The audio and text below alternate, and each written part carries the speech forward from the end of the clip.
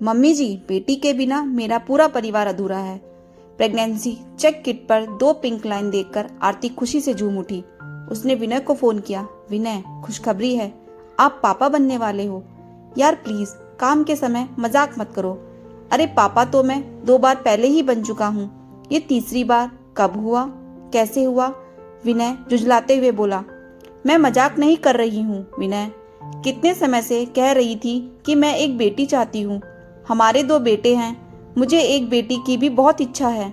आज भगवान ने मेरी सुन ली और मेरे अंदर विश्वास का दीपक जलाया है।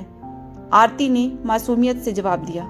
लेकिन आरती, हमारे दोनों बेटे कितने बड़े हो चुके हैं, बड़ा 12 साल का और छोटा 9 का। वो भी क्या सोचेंगे? और इस बात की क्या गारंटी है कि बेटी ही होगी? सब लोग क्या कहेंगे? घर पर भी सब हंसेंगे। विनय को बहुत अजीब सा लग रहा था। आरती ने दिन भर किसी से कुछ नहीं कहा। उसे विनय की बात बहुत अजीब लग रही थी। रात को जब सब डिनर कर रहे थे, दोनों बच्चे डिनर करके कमरे में जा चुके थे। आरती ने सासू माँ को खुशखबरी सुनाई।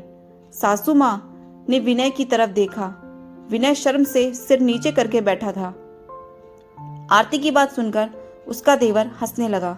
क्या भाभी, इस उम्र में भी आप कंट्रोल नहीं कर पाई? भैया, इसमें हंसने की क्या बात है?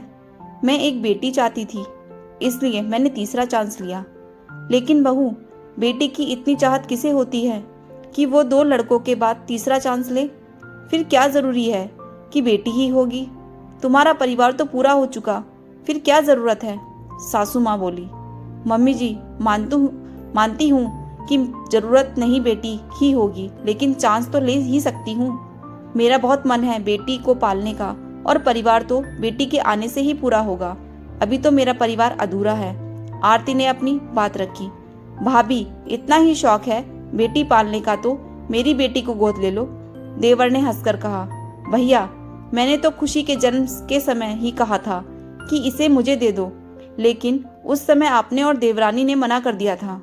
मेरा भी मन है, मेरी भी इच्छा है, मानती हूँ आपकी बेटियां मेरी बेटी जैसी है, लेकिन मैं अपनी बेटी को अपने हिसाब से पालना चाहती हूँ, और मैं ये तीसरा बच्चा चाहती हूँ। आरती ने दृढ़ स्वर में अपनी बात रखी।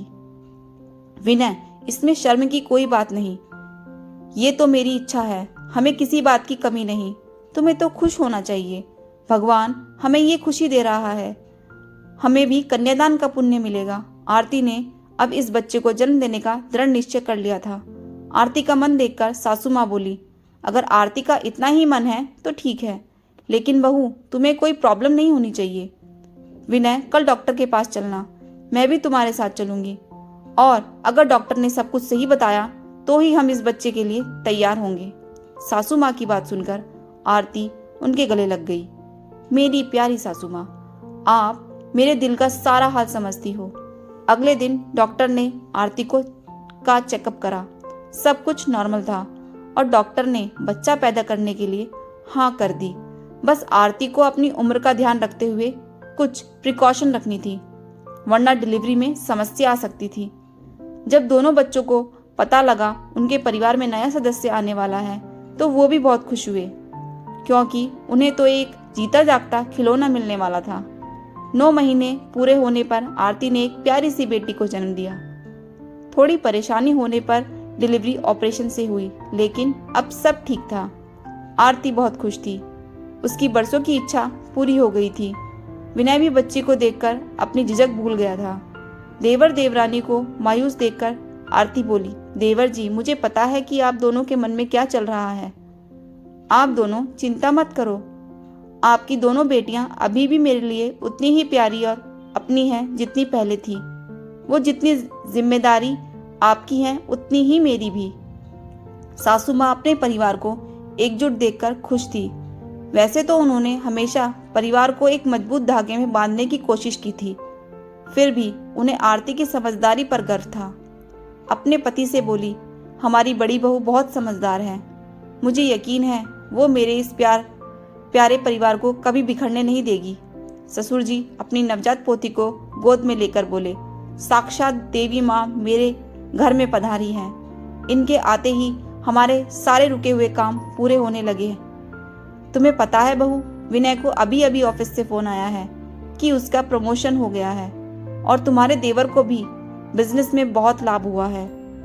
आरती बहुत खुश थी क्योंकि उसका परिवार खुश था और उसका परिवार पूरा हो गया था। बेटी की कमी जो पूरी हो गई थी। दोस्तों, आपको मेरी ये कहानी कैसी लगी ज़रूर बताएं। Thanks for watching. Please subscribe my channel.